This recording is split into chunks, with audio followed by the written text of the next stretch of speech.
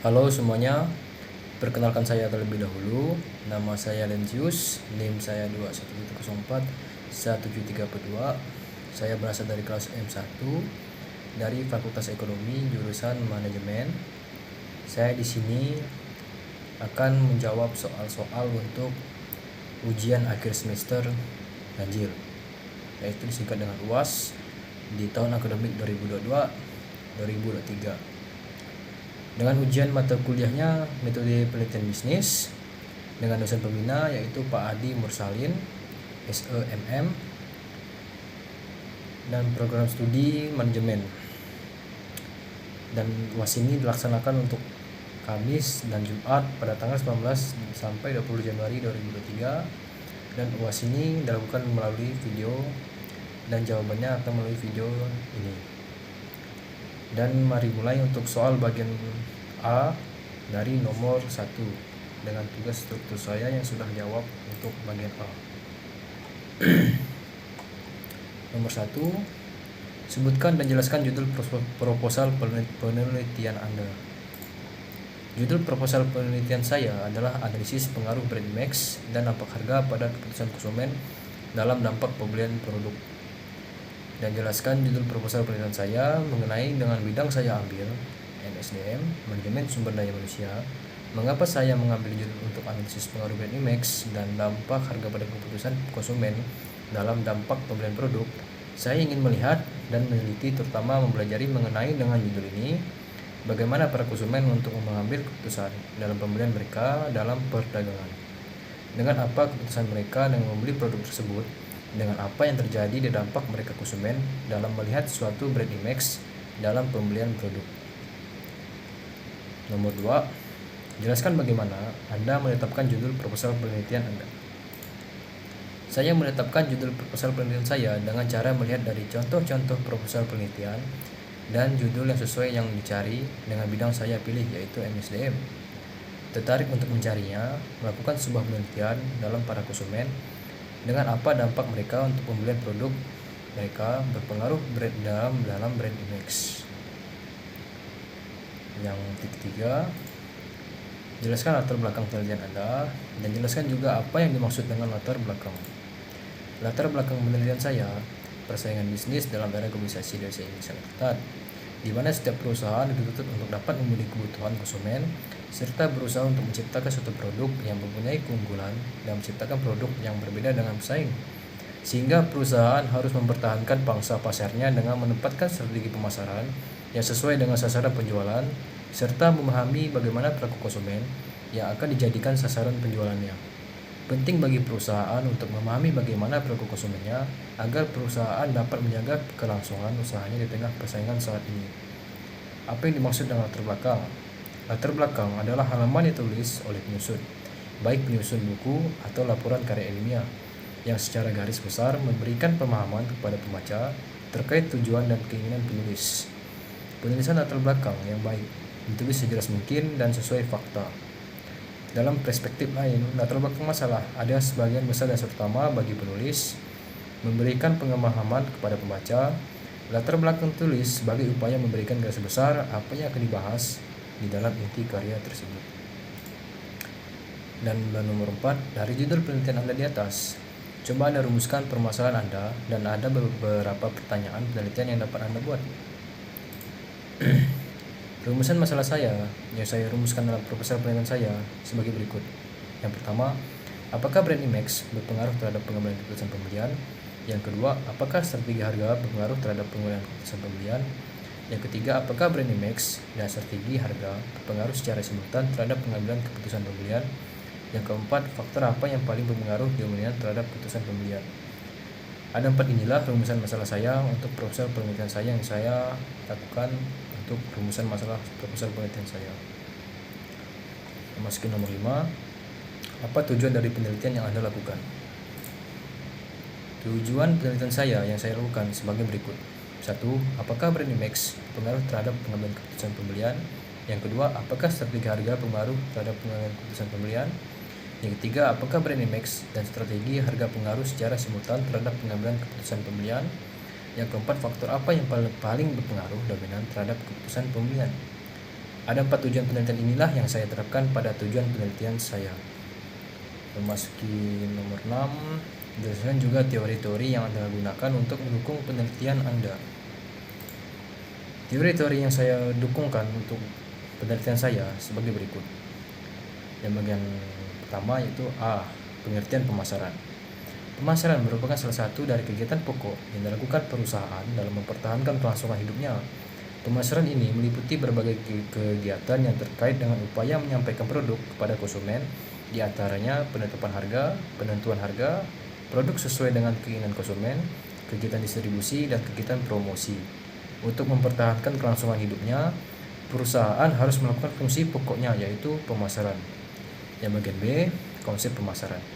Pemasaran dipandang sebagai suatu fungsi kegiatan dikerjakan oleh mereka yang bergerak di sektor hubungan masyarakat dan organisasi masyarakat. Konsep pemasaran adalah aktivitas dunia usaha yang berhubungan dengan benda, barang, serta jasa dari saat produksi, penyampaian, sampai dikonsumsi, termasuk tindakan membeli, menjual, menyelenggarakan, rekrutmen, terstandarisasi, pemisahan, menurut nilai, mengangkut, menyampaikan benda, serta fungsi informasi pasar. Yang bagian E, hubungan brand image dengan keputusan pembelian. Brand image yang dikelola dengan baik akan menghasilkan konsekuensi yang positif dengan meliputi 1. Meningkatkan pemahaman terhadap aspek-aspek perilaku konsumen dalam mengambil keputusan. Yang kedua, memperkaya orientasi konsumsi terhadap hal-hal yang bersifat simbolis lebih dari fungsi-fungsi produk. Yang ketiga, meningkatkan kepercayaan konsumen terhadap produk. Yang keempat, meningkatkan keunggulan bersaing berkelanjutan, mengingat inovasi teknologi sangat mudah untuk ditiru oleh pesaing. Yang bagian F, perilaku konsumen. Bagian terpenting dari suatu program pemasaran yang berhasil adalah melakukan analisis pasar. Analisis pasar memberikan keterangan tentang kebutuhan serta keinginan konsumen yang sangat diperlukan oleh organisasi, agar organisasi tersebut dapat menjadi organisasi yang tanggap dan berorientasi pada pemasaran. Analisis pasar juga memberikan informasi untuk mengarahkan perencanaan strategi, karena kekuatan, kelemahan, peluang, dan ancaman dapat diketahui dengan mempelajari keinginan, keyakinan, citra, sikap, dan tingkat kepuasan konsumen. Meski nomor 7, coba Anda cari 3 penelitian terdahulu untuk mendukung penelitian Anda yang di atas.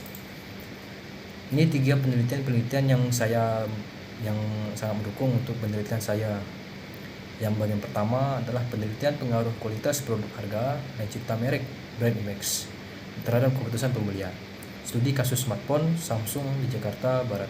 Yang kedua, penelitian analisis pengaruh brand image, harga, dan review produk terhadap keputusan pembelian skincare Wardah pada mahasiswa UNAI. Yang ketiga, penelitian analisis pengaruh brand ambassador, kualitas produk, dan harga terhadap brand image, serta dampaknya terhadap keputusan pembelian. Masuki nomor 8, berdasarkan judul di atas, coba Anda buat dan jelaskan kerangka berpikir Anda. Saya ada kerangka berpikir saya.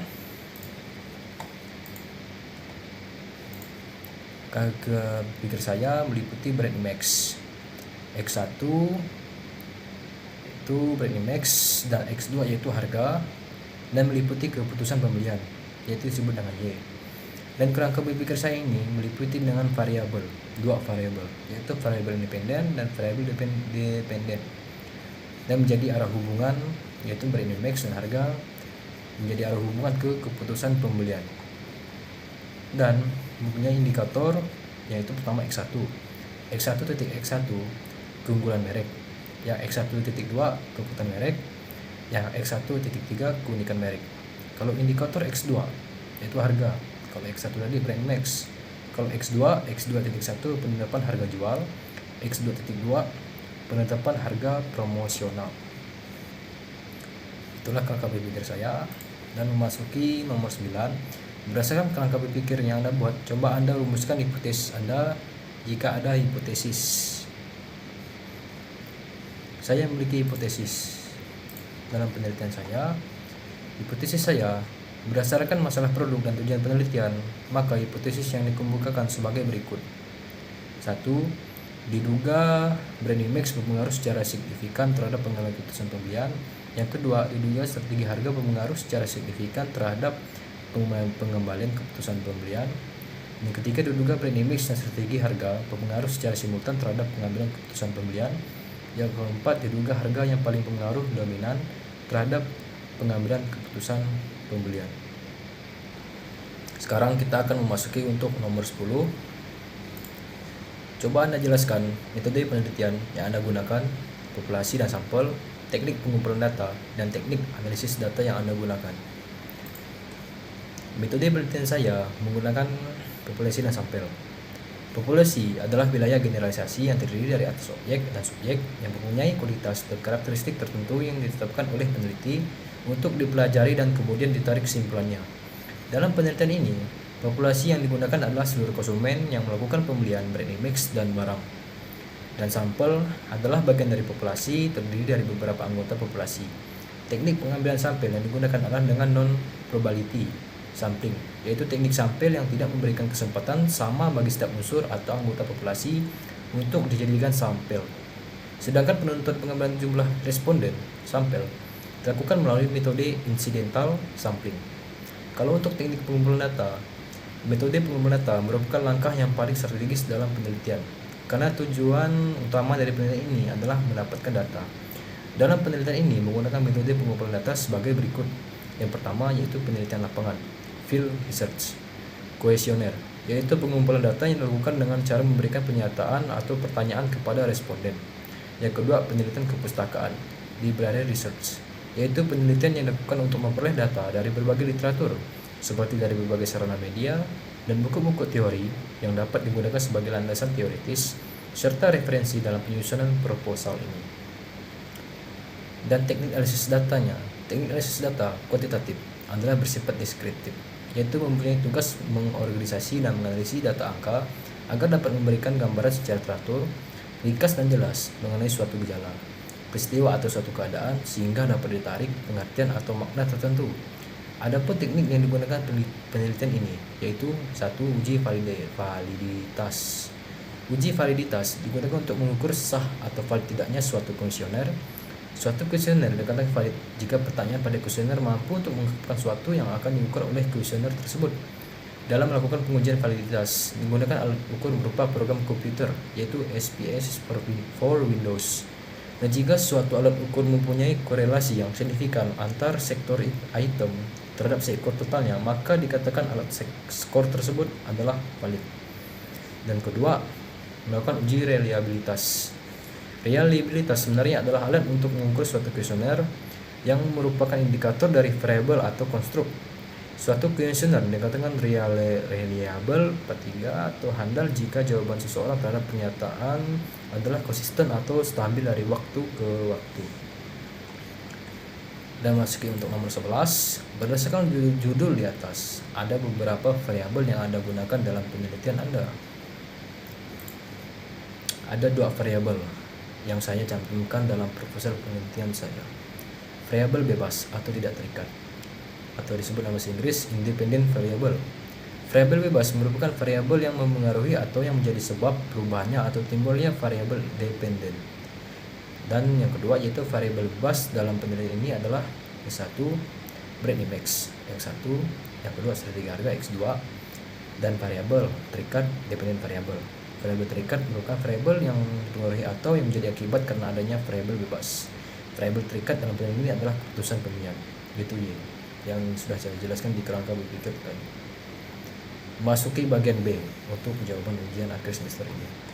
Bagian B, dan masuki soalnya, dan pertanyaan ini dijawab melalui video YouTube yang Pak Adi kirim, dan saya akan jawab untuk keempat video ini.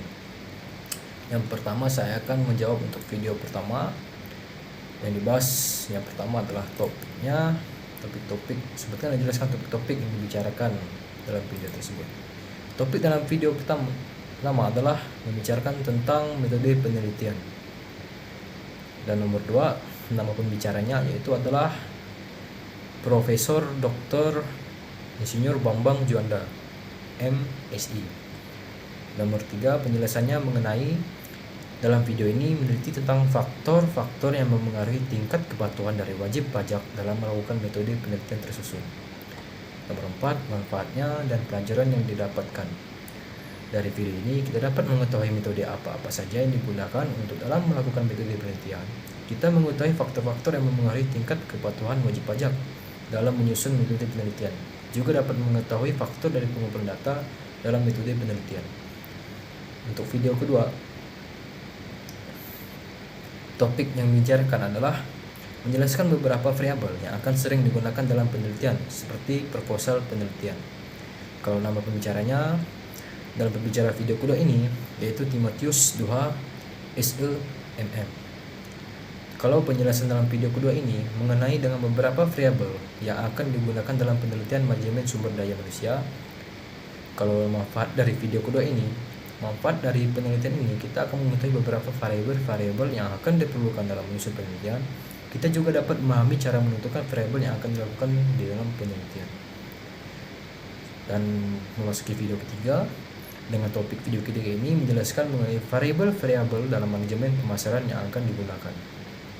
Untuk pembicaranya yaitu adalah sama Timotius Duha SEMM. Pembahasan ini membicarakan variabel yang bagus dan populer untuk digunakan dalam penelitian dalam judul untuk penelitian bidang manajemen pemasaran. Kalau manfaat dari video ketiga ini, kita lebih mengetahui pembagian dari manajemen pemasaran itu apa saja dan penjelasannya seperti apa itu produk, price, promotion, market, strategi, plans, dan people audition. Untuk video keempat, dalam topik untuk video keempat membicarakan mengenai bagaimana membuat dan memberikan suatu contoh judul skripsi, dan topik ini adalah menjelaskan untuk judul skripsi. Dan nama pembicara dalam video tersebut yaitu seorang profesor yang masih berumur sekian, masih di bawah muda. Kalau dalam pembahasannya dalam video ini mengenai untuk contoh judul skripsi dalam jurusan manajemen keuangan untuk melakukan judul skripsi, dan menjelaskan bagaimana kita membuat untuk judul skripsi untuk jurusan manajemen keuangan. Dan manfaat video keempat ini, kita dapat mengetahui bagaimana cara untuk merencanakan, mengelola, dan menggunakan sumber daya keuangan perusahaan dengan baik, dan juga dapat menganalisis aspek keuangan dan moneter dan kinerja perusahaan bisnis, lembaga perbankan, atau organisasi lainnya. Kita juga dapat mengetahui contoh-contoh judul skripsi, bagaimana menyusun dan mendapatkan contoh judul skripsi yang bagus, menarik, baik, dan benar untuk kita dapatkan dan kita analisis. Memasuki soal bagian C. Bagian C, soalnya adalah sebutkan tugas-tugas yang sudah Anda kerjakan selama Anda mengikuti kuliah metode penelitian bisnis. Tugas-tugas yang saya sudah kerjakan, yang saya telah mengikuti mata kuliah metode bisnis ini selama di semester 3 ini. Yang pertama yaitu adalah tugas meringkas bab 1 tentang mengumpulkan judul penelitian dalam bentuk video di buku metode penelitian bisnis. Kalau untuk kedua, memberi komentar di Instagram Bapak terhadap video ringkasan penelitian. Yang ketiga, memilih minat konsentrasi apa saja, yaitu macam-macam untuk manajemen pemasaran, manajemen keuangan, dan manajemen sumber daya manusia, dan mengumpulkan judul penelitian menjadi tugas struktur. Yang keempat, membuat tugas video ringkasan metode penelitian untuk bab 2 dengan latar belakang masalahnya. Kalau yang untuk nomor 5 lagi, memberi komentar untuk 3 video metode penelitian bisnis di Instagram Bapak dengan komentar yang secara keilmuan dan tidak sembarangan. Yang nomor 6, membuat tugas video kerangka berpikir dalam bentuk video. Yang ketujuh, membuat tugas video proposal penelitian skripsi dari bab 1 sampai bab 3 dan dibuat menjadi PPT video. Dan sekian, atas terima kasih. Itulah untuk jawaban UAS saya. Maaf jika ada salah kata, maaf jika ada kecepatan. Dan inilah demikian jawaban untuk ujian akhir semester saya untuk tahun 2022 dan 2023. Sekian, terima kasih atas video.